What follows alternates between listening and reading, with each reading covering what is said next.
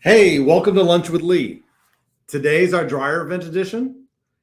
And what we're talking about today is how does the dryer itself, the thing you put your clothes into dry clothes, connect to the actual vent in the wall?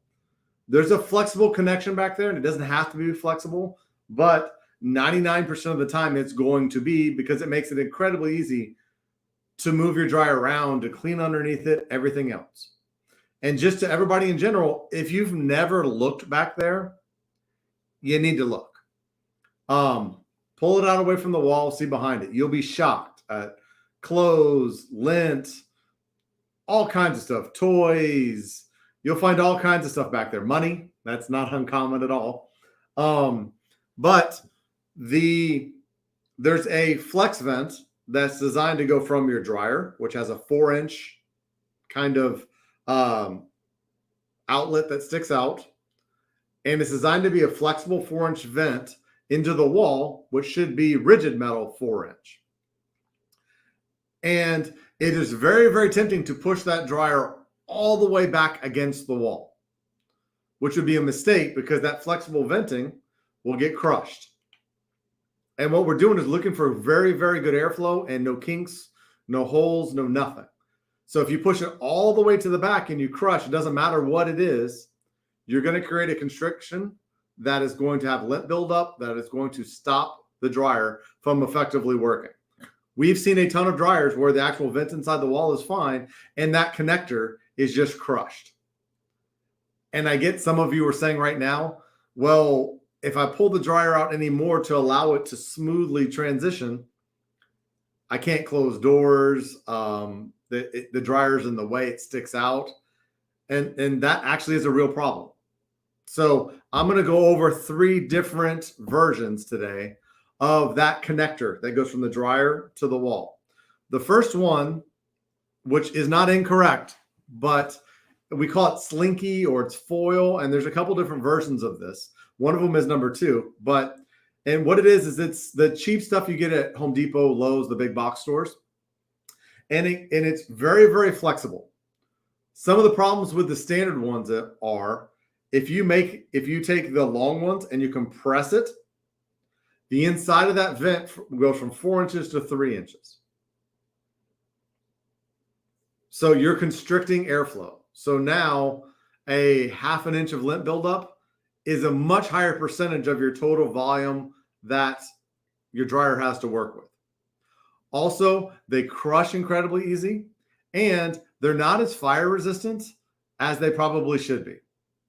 But that is, we call it slinky or flex.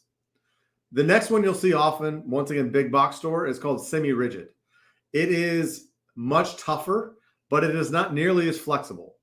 It is much more flame resistant. It actually, when you make it small, it maintains the 4 inches on the inside, so it performs better. The problem with this one is if you push the dryer back or anything happens, it crushes and it really does not come back. Also, it is not very flexible at all. And now it will make turns, but it has to be slow turns. So if you push that limit at all, it will kink, it will crush, and it does not come back easily. So that is sort of semi-rigid. And literally it kind of looks less like aluminum foil and more like sheet metal that has little ribs in it that is flexible. But it's not totally rigid like the stuff in your walls, but it's semi-rigid. The third one is, and I'm going to use a brand name, but Dryer Flex. It looks like the foil, but it has all the best properties of semi-rigid. So it's the flame resistance, even better than the semi-rigid. When you make it small, it maintains a true 4 inches on the inside, and it is just as flexible as kind of the slinky-ish stuff. So that is the best one. That's what we use, which is Dryer Flex. It is the best option out of all of them. Now, you still have to have enough room for that connector to leave the dryer and make it to the wall. And there's lots of creative ways to do that. But we're not going over in this issue on this episode. But the next thing that goes into that connector is how do you connect it to the dryer and how do you connect it to the wall? Because one of the most frustrating situations for us is for the vent on the wall only to stick out 0, or it sticks out maybe 1/4 of an inch. So you're trying to get this flexible vent over the vent in the wall, and sometimes it's not even secured correctly, and it's moving around. So you can't reach into the sheetrock and pull it out, but every time you push on it, it kind of goes away. One of our secrets too is we have some clamps that are different than the ones they sell at Home Depot. They're actually, when they're big, they're not a true 4 inches. They're 4.5 inches. So it slides over the top. Some of the Home Depot ones literally only go to 4 inches. And then the clamp, as you screw it down, actually, sometimes as you tighten the clamp, the little piece that works its way out will work the screwdriver or whatever you're working with, the driver, off of the screw. So the ones we have enough space. They work perfect. That's just the ones we use, but any of them work. Just make sure there's a non-combustible clamp that actually works well for making that stay. Because I've had it over and over and over again. Customers put the connector on, push it back, and it just pops right back off. It's incredibly frustrating because there's not exactly a ton of room back there to work to put these things on and off. Sometimes we can clean vents, reroute vents, do all kind of complex stuff, but the most frustrating thing in the world is putting that connector from the dryer to the wall, pushing it back against the wall. It needs to stay, it needs to not be kinked, and it needs to be smooth so that it performs correctly. So for all the homeowners out there, stick your head back there before you pull it out and see what that looks like. Is it crushed? Another thing that should not be at all, but we see a lot in our market, is plastic venting, which plastic is incredibly flammable. It melts, bad things happen. So it should not be plastic. It should not be plastic in your walls, which we'll go over on another day.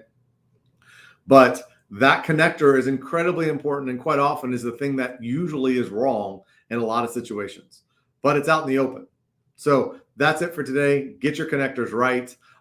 If you would, please share this, like it. It really helps us so that we can help more people, and that so we can get in front of more people. And if you have questions or want me to cover anything, and you've listened to the video this long, this far, I appreciate it. But ask questions, let me know, and I will make a video just for you. Thanks. Bye.